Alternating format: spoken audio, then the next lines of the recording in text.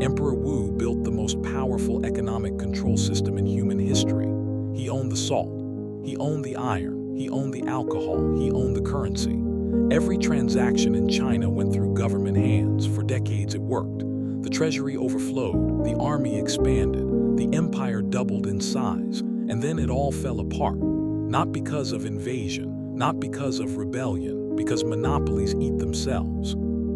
This is the story of how absolute economic control created its own destruction, and why every government that's tried it since has failed the same way. Let's start with what made the system so powerful. Emperor Wu controlled everything people needed to survive. Salt for food preservation, iron for farming and weapons, alcohol for ritual and pleasure, currency for any transaction. You couldn't avoid the government, you couldn't opt out. You had to buy from them at their prices, on their terms. This generated massive revenue, more than taxing agriculture, more than tariffs on trade. The state didn't just collect money, it created it. Through monopoly pricing, through controlled supply, through forced dependency. No private economy existed anymore, just government industries and government profits. But here's what nobody talks about. The same control that made it powerful made it fragile, because monopolies destroy the thing that makes markets work: competition. When private salt producers competed, they innovated, found better refining methods, reduced costs, improved quality, because better salt meant more customers, more profit. Market pressure forced excellence. But government salt refineries had no competition. They met quotas, hit production targets. Quality didn't matter.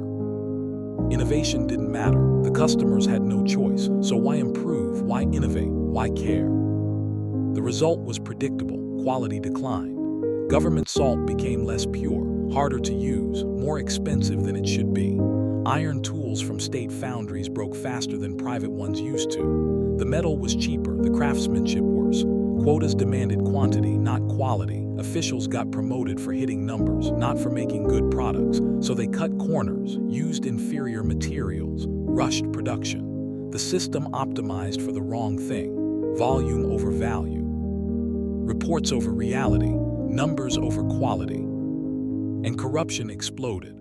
Because monopoly officials had ultimate power, they controlled the only legal supply of everything.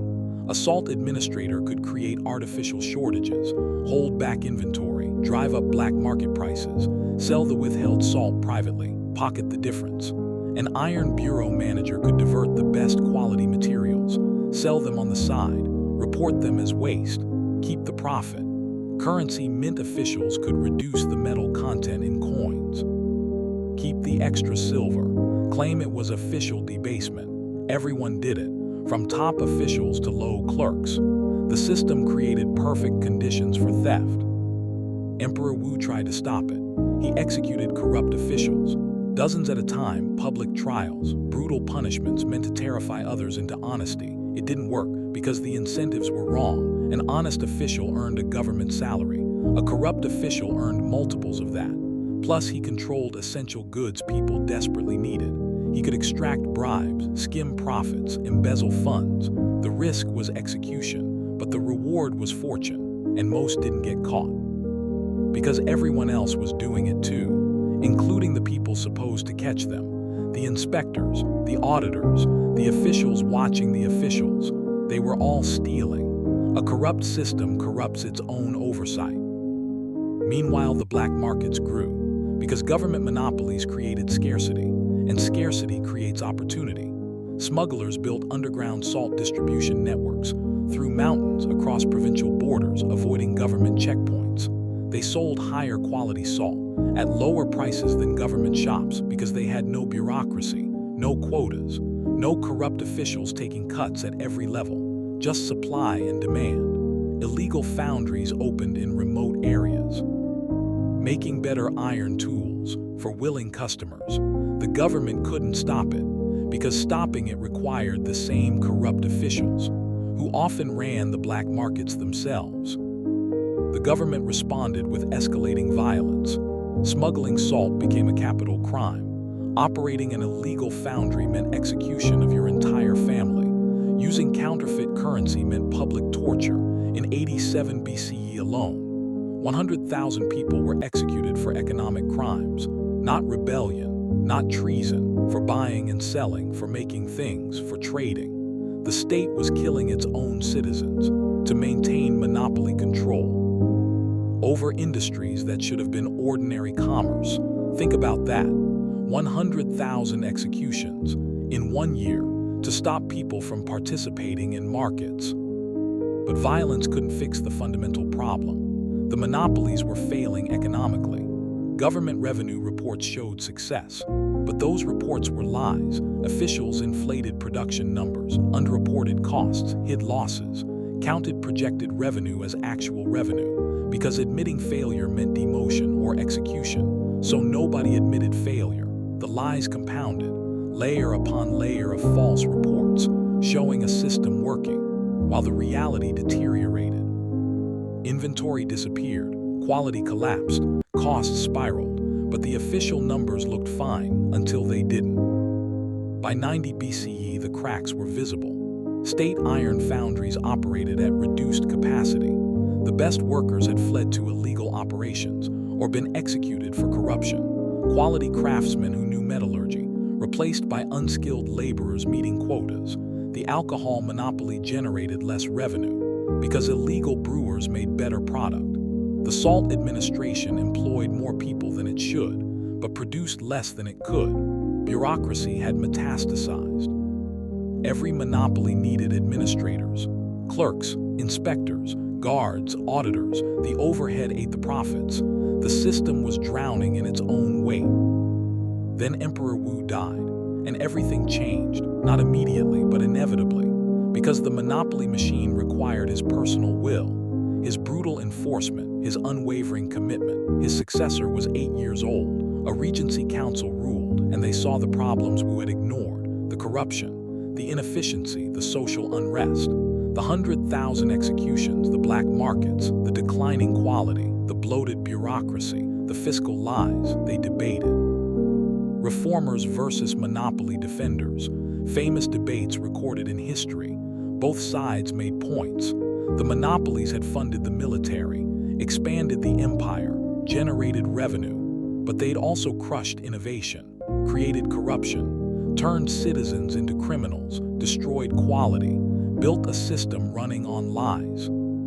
The Regency made a choice: partial reform. They ended the alcohol monopoly in 81 BCE, re-legalized private brewing. The results were immediate. Quality improved because brewers competed, prices dropped because competition forced efficiency. Black markets in alcohol vanished because legal alternatives existed. And here's what shocked everyone: tax revenue from alcohol increased. Legal markets were easier to tax than illegal ones. This proved what reformers had argued. Monopolies weren't necessary. Competition worked better for quality, for price, for revenue, for everything. But they couldn't end all monopolies, because by then the government depended on monopoly revenue. The military budget was built on it, the bureaucracy funded by it. Abandoning monopolies meant cutting spending or raising agricultural taxes, both politically impossible, so they were trapped. The monopolies were failing, but couldn't be abandoned. Economic death spiral, costs rising, quality falling, revenue declining, but dependency complete. The iron monopoly collapsed slowly. By 44 BCE, state foundries operated at 40% capacity. Costs exceeded revenue. The government privatized, but kept heavy regulation, heavy taxation. It was neither free market nor state control. Worst of both worlds, private operators struggled under regulation. Innovation stayed suppressed. Quality remained poor. The hybrid system satisfied nobody, failed economically, but persisted. Because the government needed the tax revenue, even if the industry was dying. The currency monopoly lasted longer, but eventually fragmented. Regional mints started debasing coins differently, reducing silver content at different rates, creating regional variations. The standardized currency system broke down. Some provinces produced near-worthless coins, others maintained quality, but nobody trusted any of it. Currency chaos returned. After a century of controlled stability, the monetary system fell apart, not from invasion, from internal decay.